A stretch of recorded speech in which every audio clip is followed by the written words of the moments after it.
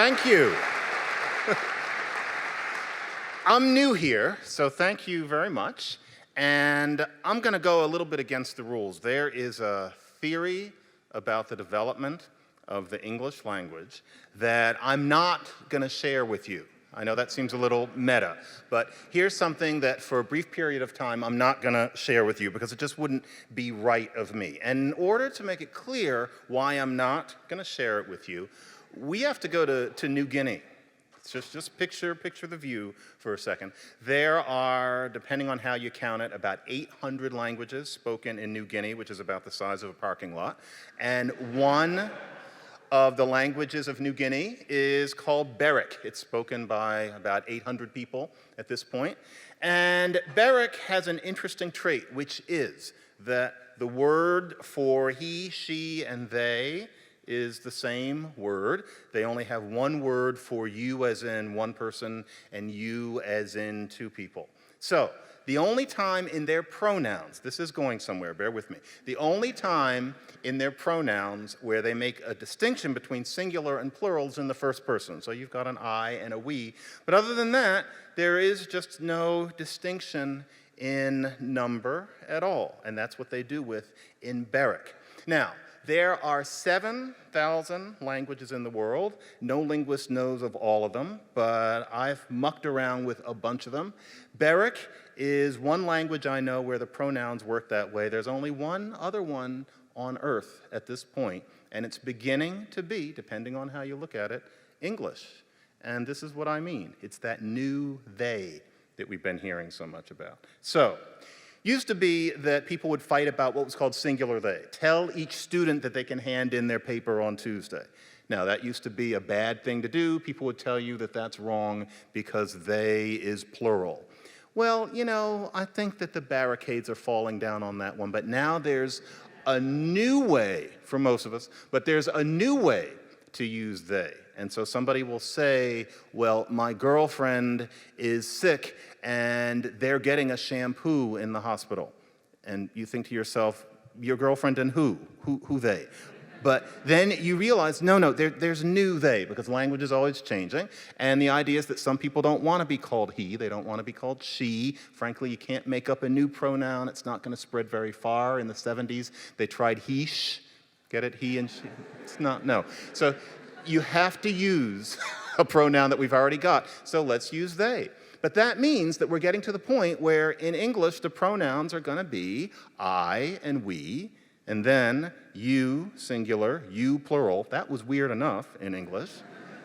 And then you can say they for your girlfriend in the hospital, and then they if you've got two girlfriends in the hospital. And so don't we all? And so we are becoming like this language of New Guinea. And the reason that I bring that up is because English has always been a very peculiar language in that way. There's something telegraphic about it. And what I mean by that is this. For example, go back to New Guinea. There is a language called Rotokas. Rotokas only has 6 consonants. And it's not that they don't talk much, they just make an awful lot out of those 6 consonants. No nasals, no mm. If you are a Rotokas, the way you imitate people from beyond the island is to go because that sounds strange to them. Just 6 consonants. So that's what Rotokas has. And you kind of think, well, how do they do with so little? English is the same thing, though. Most of us have probably, if we grew up with English, tried to learn some other European language. And the thing that you always stumble over is that business with the gender. And so a hat is a boy. And then the moon is a girl. And you don't know why, and you just have to know, and the minute you mess it up with a native, they snort and switch on you, and they won't share their language. That's something where, in English, we kind of think, well, why does it have to have the gender? That's the wrong question, actually, because of all of the languages of Europe that share one ancestor, and that's all of them except for a handful spoken up in the southeast, like Finnish. Basically, every language in Europe, take away Basque, all of them, all 75, they all have that crazy, meaningless gender except English. English is the only one. It's not that French and Spanish and German have it, but then English and Dutch and Swedish lack it. We're alone in that. It's a very peculiar thing. So when we think, why does a language have to have gender, it's as if we only watch black and white movies and we're looking and thinking, why are all those movies in color? No, it's why are we in black and white? English always takes it light. It's a naked kind of language. It's a naked language in many, many ways, for many, many reasons. Another thing that's interesting, weird things that happen in English. So, for example, there's a language in the Amazon called Piraha. It gets written about because the people don't count. That's a whole other story. There are other interesting things about Piraha. So, for example, there's a sound in Piraha if you listen long enough, and it goes like this. It's like that. I've watched the guy who discovered this do it. You make a T and you also do a Bronx cheer at the same time. And for them, that's not a way of saying go away. That's not how they say wow. You can use that to say something like, I want to say beaver, but they don't have any beavers, but very ordinary things. So that's just something. That's one of the rarities of Piraha. Well, there's one language in the whole world where it doesn't have no verb endings, like, say, Chinese. It doesn't have a bunch of verb endings like Spanish, with the hablo, hablas, habla, hablamos, et cetera, et cetera. There's only one language where it only has one in the third person singular, and that's English. There's not another language on earth that has that peculiarity. It feels so natural to us. But instead of being normal, we should have like walko, walkus, walketh, walkum. That's what it should be. Or it should just be Chinese, where it's just walk, walk, walk, walk, walk. For it to be walk, walk, walk, walk, walk, walk. What's the what? No one has any idea why. And notice again that English is taking it light. We are such a peculiar language. And you know, there are reasons why. It starts with the Vikings. The Vikings come from Daneland and Norland, Denmark and Norway. I have no idea why I just called those countries that. I'm sorry for any of you who are from there.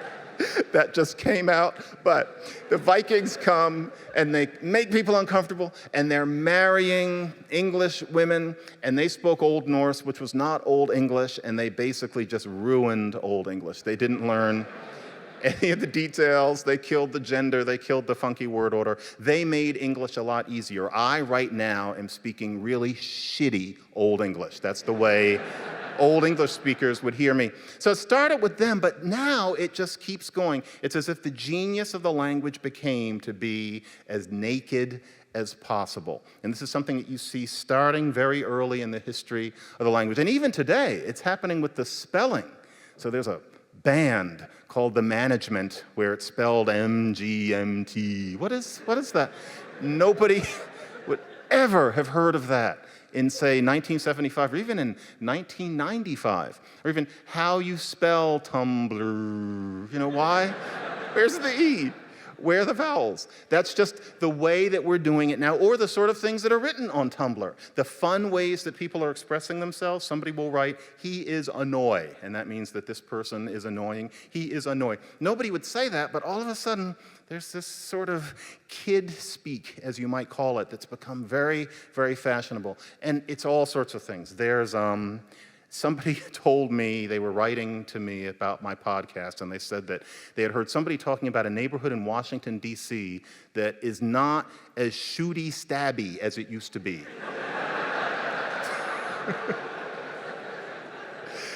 And this was a grown-up. And if you think about it, all of us are using E in that way lately, or I will openly admit that I am. That sort of thing is becoming increasingly common. I'm trying to go with the illusion that I don't use notes, but I'm too underslept to pull it off, so I just looked. Another example is this business of, oh, well, it was a big ask. Not a request, but an ask. Or, dude, we need a solve. You mean a solution? No, a solve. Well, why not use solution, but you just don't? Or, it was a big reveal. A revelation, a reveal. So the idea is that you don't use these other, quote-unquote, more developed words. We clean it up. And I say we because I use all of these things. But there's just a tendency in English to do this sort of thing. Here's how this fits into the theme that we're talking about. I could have done this on a claim that English is slowly devolving into a semaphoric kind of slurry where we have to use context to figure out what one another mean. And I could very easily have used, excerpts from the public statements of a certain figure that comes to mind to show that especially our public use of language is changing. But I didn't want to do that talk. And there are 3 reasons why.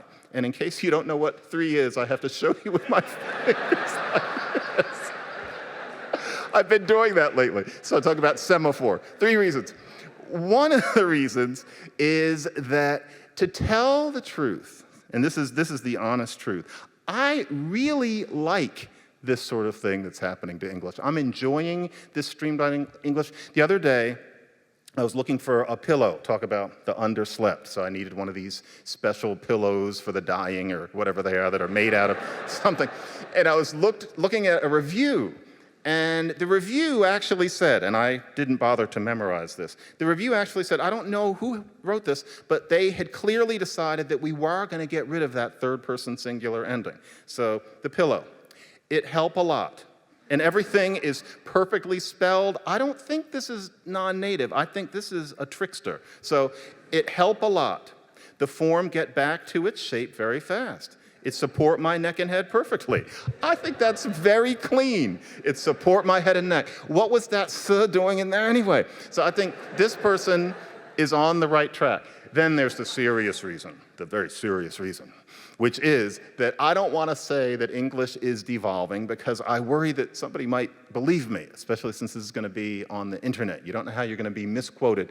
And the truth is that there is an extent to which making fun of people because of the way they use the language is almost the kind of last permissible classism, and I don't want us to give into it. And so I thought about giving the talk like that, but then I thought, suppose somebody on Twitter misinterprets it, and then I end up contributing to that. So I didn't want to do it for that reason. But the third reason that I didn't want to do it is because, gosh darn it, it's not true that the language is devolving. The truth is that in just as many ways, less perceptible, the language is always getting more complicated. Ask, if you were born in the United States, ask your great or great-grandmother, if they happen to still be with us, what the past tense of dive is. Chances are they're going to say dived. Most of us would say dove. The irregular one has taken over. It used to be that you sneaked out of the house to avoid the flu epidemic of 1919 or something like that.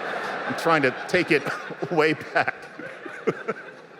Today, you snuck out of the house to avoid something like that. In other words, we use irregular form. If you look at colonial documents where somebody is saying, this is the way that the language should be spoken, or something like that, then it's spit, and then he has spitten. That was the form that they used, which, if you think about it, is regular. We would say spat. And so those sorts of things are creeping in. And finally, the language is getting more complicatedly empathetic all the time. And this would be a whole different talk that maybe I'll do at some point after I'm in another world. But we have forms like totally. She's totally going to call you.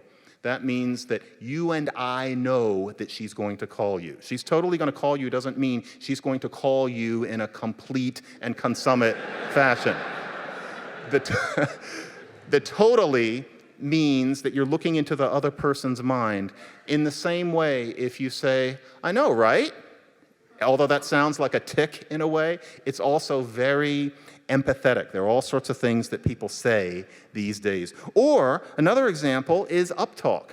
So you talk about how people after a certain generation phrase their statements as if they were questions. So I went to Minnesota, and it wasn't as cold as I thought, and that sounds like a question. Yeah, I've enjoyed it. It sounds like a question, but it isn't. What that is somebody trying to make sure that you're with them as they move on. American English, and then it spreads to other places through mechanisms no linguist quite understands, has taken on more of that than would be intuitive to anybody speaking the language in 1950. And the truth is, just as with the nakedness, which really is an interesting tendency of English's development. There's a telegraphic quality that it just seems to like. There is also this growth in empathetic mechanisms, which is the last thing you'd expect given the tone and the flavor of our current reality. But that's something that's happening to the language too. So I don't want to spread oversimplifications, which is why this talk has not been a claim that English is getting simpler and simpler and that we need to run to the hills and worry. Because the truth is that all of us are speaking a language just as interesting as a language spoken in New Guinea. I'm sure you've all wondered whether or not your language was as interesting as a language spoken in New Guinea. You need worry no more. Thank you very much.